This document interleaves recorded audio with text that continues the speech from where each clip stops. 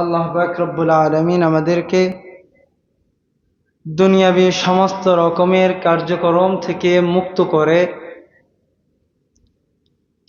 জান্নাত লাভের উদ্দেশ্যে আল্লাহর ইবাদতকে দুনিয়ার সামনে প্রাধান্য দিয়ে আল্লাহকে খুশি করার লক্ষ্যে আল্লাহর পবিত্র ঘরে আসার এবং বসার মতো তৌফিক, যোগ্যতা, সুস্থতা, মন মানসিকতা আমাদেরকে দান করেছেন। এজন্য আমরা রব্বে কারিমের শুকর আদায় অর্থে সকলেই উচ্চারণ করে বলছি আলহামদুলিল্লাহ। আমাদেরকে ভালো রেখেছেন কে? আল্লাহ তাআলা যদি আমাদেরকে এখানে আসার মতো তৌফিক না দিতেন, আমাদের কি আসার মতো কোনো যোগ্যতা ছিল? আল্লাহ তাআলা যেহেতু আমাদেরকে এখানে আসতে দিয়েছেন, এর দ্বারাই প্রমাণ হয় আমরা ইবাদত করে জান্নাত অর্জন করি, এটা আল্লাহ তাআলা চান। কারণ এটা যদি আল্লাহ তাআলা না চাইতেন তাহলে আমাদেরকে আসার মতো তৌফিক দিতেন না। তা আল্লাহ তাআলা যদি আমাদেরকে ভালোবাসেন, আমাদেরও সে আল্লাহ পাক রব্বুল আলামিনকে ভালোবাসার দরকার আছে না নাই?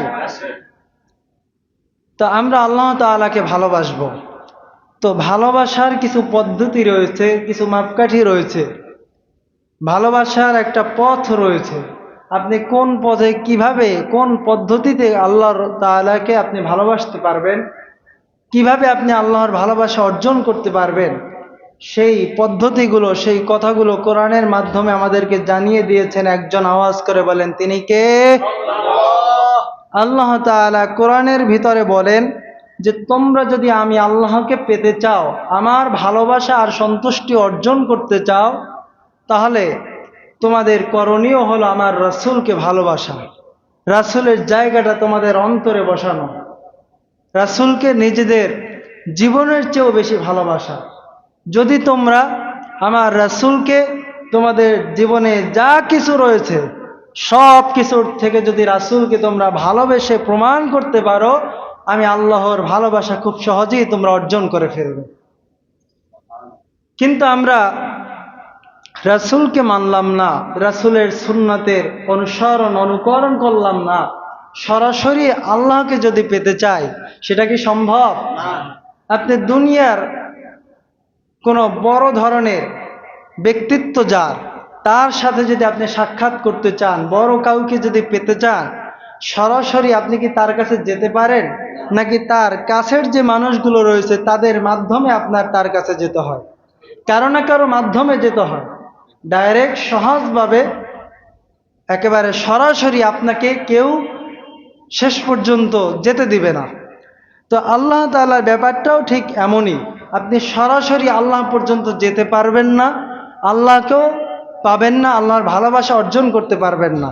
যদি আল্লাহকে পেতে চান তাহলে আপনার রাসূলের মাধ্যমে আল্লাহকে পেতে হবে।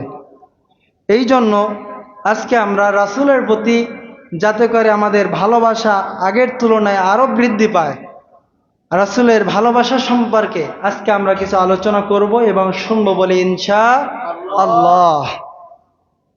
সম্মানিত প্রিয় ভাইরা, আল্লাহর রাসূল সাল্লাল্লাহু আলাইহি ওয়াসাল্লাম পৃথিবীর বুকে যেই চরিত্র এবং আদর্শ নিয়ে আবির্ভূত হয়েছেন, পৃথিবীর বুকে প্রেরিত হয়েছেন, তার গোটা আদর্শ কি, তার চরিত্র সম্পূর্ণ, তার জীবনও কি, সম্পূর্ণ যে তার জীবনী, সম্পূর্ণ আদর্শ কি বলা হয়? ইসলাম। আল্লাহ রসুলের সম্পূর্ণ আদর্শকে কি বলা হয়? ইসলাম। আল্লাহ রসুলের সম্পূর্ণ আদর্শ কি বলা হয়? সিরাতাল মুস্তাকিম। তিনি হচ্ছেন এমন একজন মানব যিনি গোটা পৃথিবীর সমগ্র মানব জাতির জন্য অনুকরণীয়, অনুসরণীয়। মানব জাতির জীবনে এমন কোনো দিক নাই, এমন কোনো বিভাগ নাই যেই দিকে, যেই বিভাগে, যেই সেক্টরে আল্লাহ রসুলের রেখে যাওয়া আদর্শ নাই, আল্লাহ রসুলের দিক নির্দেশনা নাই, যেখানে আল্লাহ রসুলের সুন্নাত নাই। এমন কোনো বিভাগ, এমন কোনো অপশন, এমন কোনো পথ, এমন কোনো দিক মানুষের জীবনে নাই।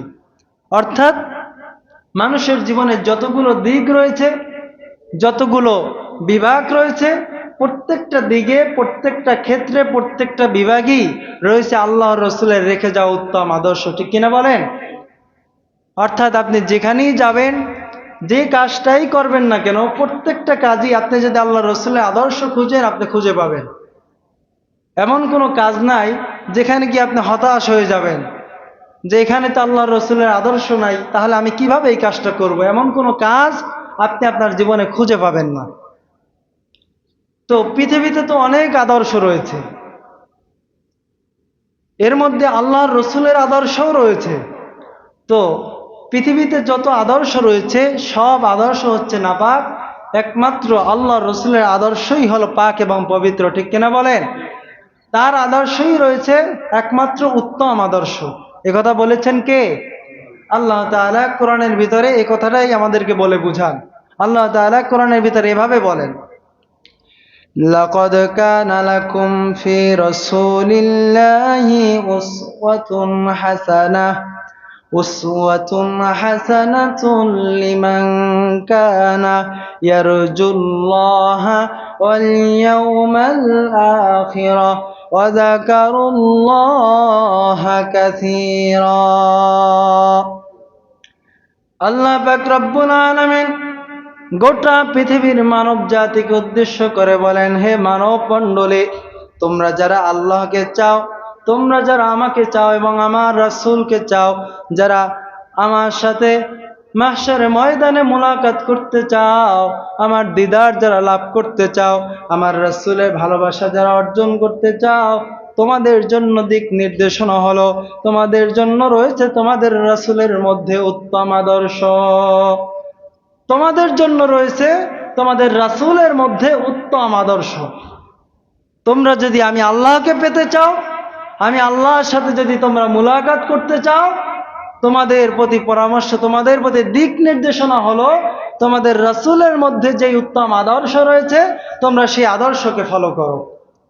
তোমরা যদি জীবনের প্রতিটা ক্ষেত্রেই খুঁজে খুঁজে রাসূলের আদর্শকে ফলো করতে পারো, অনুসরণ করতে পারো, তাহলে তোমরা আমি আল্লাহকে পেয়ে যাবে এবং আমি আল্লাহর সাথে তোমরা মোলাকাত করতে পারবে, আমার দিদার লাভ করতে পারবে। বলেন না সুবহানাল্লাহ।